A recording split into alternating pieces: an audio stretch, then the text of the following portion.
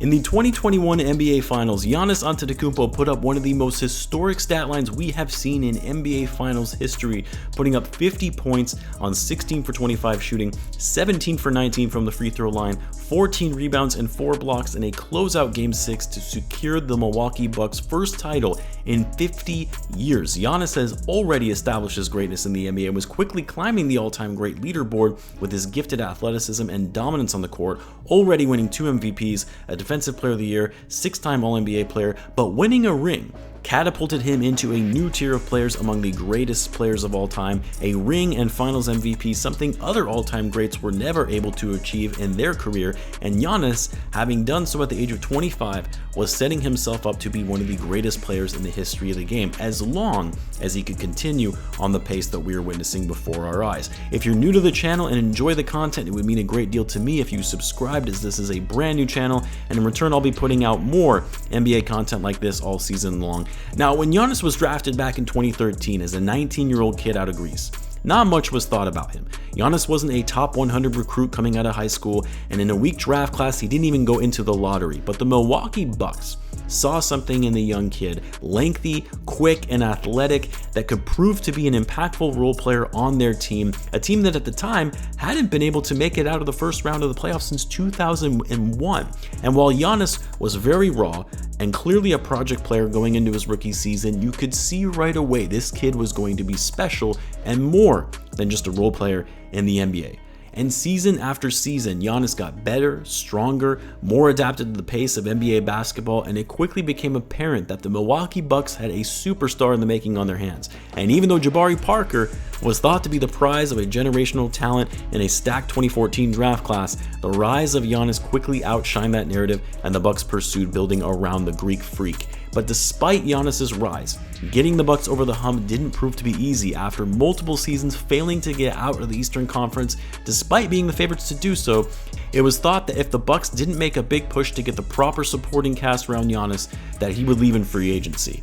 And so the Bucks pulled off a big trade that would land them one of the more underrated point guards in the league from the New Orleans Pelicans in Jrue Holiday. And while some questioned the trade, whether Holiday would be the right answer for the Bucks at that point guard spot to be enough to get the Bucks over the hump and win a championship, it proved to be one of the most important trades in their franchise history, and Holiday was just the right player to be in that supporting role, along with Chris Middleton, to propel the Bucks to their first title in 50 years. Now fast forward to the following season, because despite the Bucks being the defending champions, a lot of analysts felt that the Bucks would be hard-pressed to win it yet again, with the likes of the Brooklyn Nets now being fully healthy, a Nets team that was a Kevin Durant big toe away from knocking the Bucks out of the second round of the playoffs. But of course, we all saw what happened with the Nets. Their season imploded when James Harden demanded a trade, Kyrie Irving couldn't play because he wouldn't get vaccinated, and Kevin Durant suffered a mid-season injury that made the Nets a play-in team. But what was unexpected was just how good the Boston Celtics would be,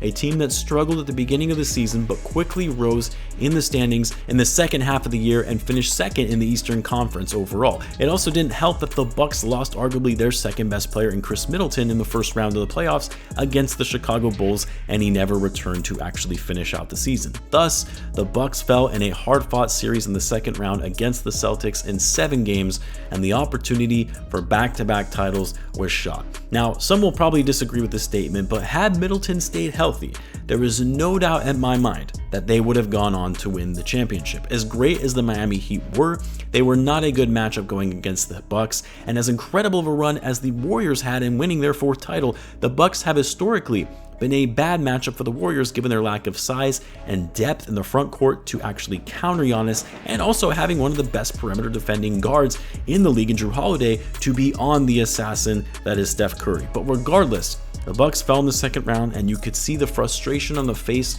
of the Bucks players as they walked off the court in that Game 7 elimination, knowing they let this title chance slip away and they would be coming back with a vengeance going into next season. And thus far, the Bucks clearly look to be by far and away the best team in the NBA. Yes, it is early. Yes, a lot of things can change. Yes, their schedule has been more or less on the easier side, but this is the most we have seen the Bucks locked in and focused to open up a season. And Giannis, in particular, appears to be on a mission, not just to win another MVP, as he is currently the favorite to win that award, but to win his second championship and move himself further into the upper echelon of all-time greats. At the time of this recording, Giannis is boasting an insane 32 points per game, second in the NBA. 12.9 rebounds, also second in the NBA. 5.8 assists, which is still amazing just how great of a passer he is as a big man and is such an underrated aspect of his game. And he's sporting a PER of 33.5, which is on track to be the highest player efficiency rating of his career. Giannis is 100% locked into this season. The Bucks have yet to lose a game this year, and as Giannis said when asked about his insane start to the season, "I'm just balling right now." Now, what makes this Bucks team so great and even more of a threat than in years past is that as good as they are on offense, they are absolutely elite on the defensive end so far this year. By far and away the best defensive team in the league. They're actually 15th in the league on offense, both in points scored per game as well as their offensive rating, but their defensive rating, first in the league, as well as opponents' points per game, is also first. They're also first in the league in rebounding by a substantial margin, more than one rebound than the Knicks, who are second in rebounding. They're a top 5 team in defending the perimeter, which is so crucial in today's NBA, and guess what? They're doing all of this without one of their star players in Chris Middleton. Brook Lopez has been insanely good for them on defense in the paint. He's slowly started to become one of the best rim protectors in the league. He's leading the league in blocks at the time of this recording. He's having one of the best rebounding seasons in the last 7 years, for him anyway, that he's had since he was in his mid-20s, and he's also getting it done on offense with his scoring, shooting 47% on good volume, 35% from 3 on 6 attempts per game. Lopez has shown up in a huge way for the Bucks while they are without Chris Middleton, and he's doing so in his later years. Most people thought that he was on the decline, but 34 years old, and he's having one of the best seasons of his career since being back with the Nets back in the day. And then of course, Jrue Holiday. I don't think you can say enough about how great this guy is, and at times can even be underappreciated for what he's been able to do for this Bucks organization. Without Holiday, the Bucks, in my opinion, still remain ringless. And so far this season, Holiday is having one of the best seasons of his career at the age of 32. Not efficient as he's been in years past, but he's also doing so on much higher volume, being the second scoring option with no Middleton. But Holiday putting up over 21 points per game, 44% on 18 attempts per game. He's shooting substantially more from deep at 7.3 attempts per game and doing so on 38%. 7.4 assists, 5.6 rebounds, 1.6 steals, taking care of the ball on low turnovers despite his high usage. Jrue Holiday has been huge, a huge reason for why the Bucks have gotten off to such a great start without Middleton.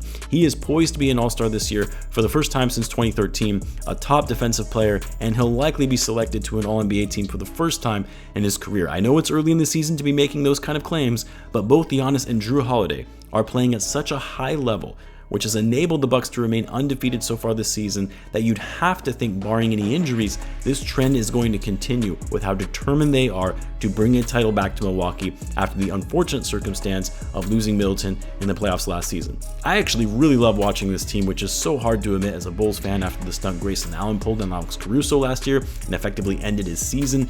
And Caruso was never really the same even after he came back from that broken wrist he sustained in that fall and that flagrant foul from Allen. If only Grayson Allen wasn't on this team. Giannis is such a likable guy, an amazing talent, the best player in the world currently in my opinion, and Jrue Holiday, one of the better two-way players in the game, an incredibly underrated point guard. They all play great team basketball, well coached, just so much to like about this organization. And aside from the Bulls, of course, I'm actually really pulling for this team to go all the way in winning their second title, further cementing Giannis's legacy and greatness. Let me know in the comments, how do you think the Bulls will fare overall this season? Be sure to subscribe, and I will see you in the next one.